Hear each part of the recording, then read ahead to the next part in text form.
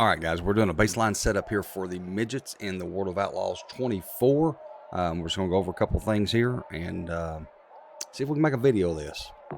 So I've been working on my Midgets at Kern is what I've been working on. So this is what this kind of setup is based off of. And a lot of this stuff is going to sound exactly the same as the other videos, like the torsion bars and shock bumps and different things. But there's a couple of small minor differences in the way the car handles compared to what you set up. So let's go. On the left front on the torsion bar, the stiffer you go with the torsion bar on the left front will free the car up getting into the corner, help it turn into the corner better. The lower you go with the torsion bar on the left front will make it tighter getting into the corner. Right front's just the opposite. The heavier you go with it on the right front will make it tighter getting in. The less you go with it will make it looser getting in. On the left rear, the torsion bar, when you go up with the torsion bar or make it stiffer, will tighten you up on exit. Softer you make it will free you up on exit. Right rear, the stiffer you go with it will free you up on exit. The softer you go with it will tighten you up on exit. On the left front, the fewer turns you have in the torsion bar stop will make you tighter. If you go negative with it, it'll make you tighter. The more turns you put in it will make you freer. On the right front, the more turns you put in it will make the car tighter.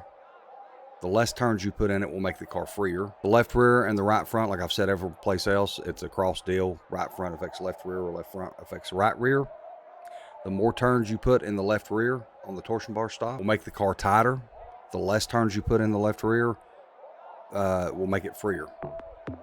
And the right rear, same as the left front. The more turns you put in the right rear torsion bar stop will make the car freer. The less turns you put in it will make it tighter. The shock bumps on the right on the two fronts are exactly the same. So whatever you do to one or you do the other, it'll have the same effect. The higher you go with the shock bump in the front, the tighter the car will be on entry. The less you go with shock bump in the front, the freer the car will be on entry. In the rear, the shock bumps the same way. Both of them affect the car the same way. Whatever you do with one, you do with the other.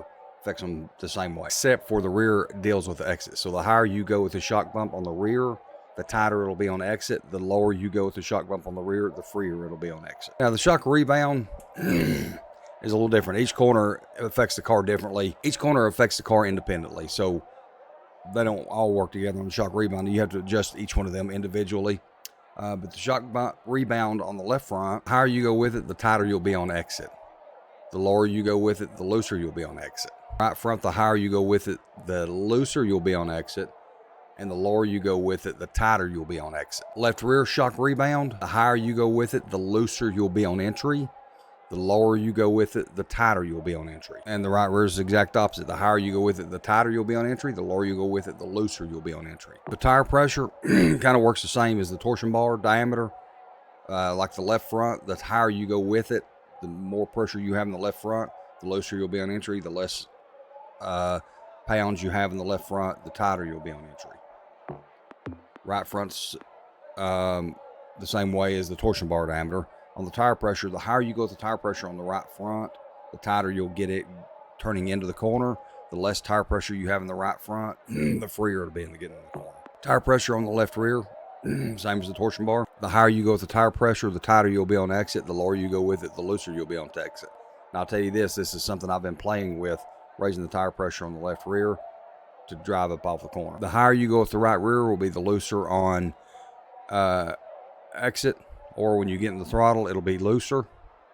Like when you stand in the throttle, the car will want to turn with you. The higher you go with the tire pressure, the lower you go with it, it'll be tighter on exit. Front brake bias, I don't really use the brakes all that much playing this dirt game, but it depends. If front brake bias is how much percent of weight you have towards your front. So, and I can't remember exactly which way this is. It's one way or the other.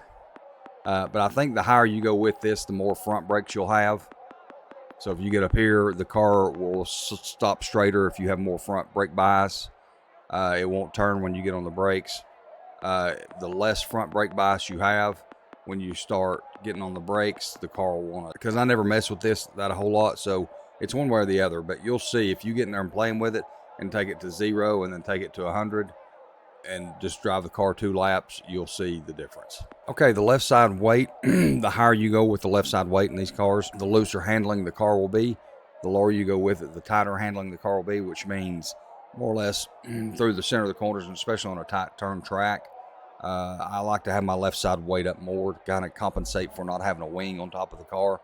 because the wing is your left side weight, like when you're racing the bigger cars.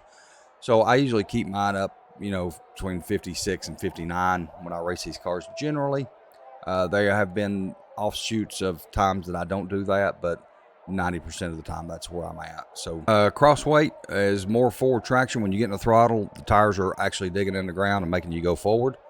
It'll make you a little tighter through the corner. The higher your cross weight is, it'll free you up. The less cross weight you have, the less forward traction you have, and it'll free it up going through the corner. The tube heights, I have found that if you raise the tube heights, it makes the car tighter through the corner. Don't really do much for me down the straightaways, but the higher the tube heights is, makes the car tighter. Makes me gotta really turn the car to where if the lower it is, sometimes it frees the car up, but it don't make it feel, it feels a little more rigid when you got the tube heights lowered.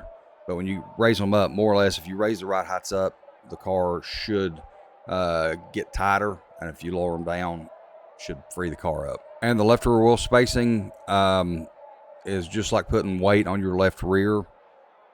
The more distance you have on here, the higher you go with that number, the tighter the car will be on exit. Like if you go up to 14.5, it'll be real tight on exit. If you come up to 13.5, it's freer on exit. So the higher you go to get tighter, the lower you go to get free. Right rear wheel spacing is the same as the right rear torsion bar diameter. The further you go out with it, the more pressure it puts on that right rear. So generally, the more right rear wheel spacing you have on there, the freer the car is generally. And the less you have is the tighter the car is overall generally. And the rear heights, the more rear weight you get in there, the more free the car will be. The less rear weight you have, the tighter the car will be. You have to find a balance. So the higher you go up through the corner, the car will come out from under you a lot more, and you have to catch it with the wheel.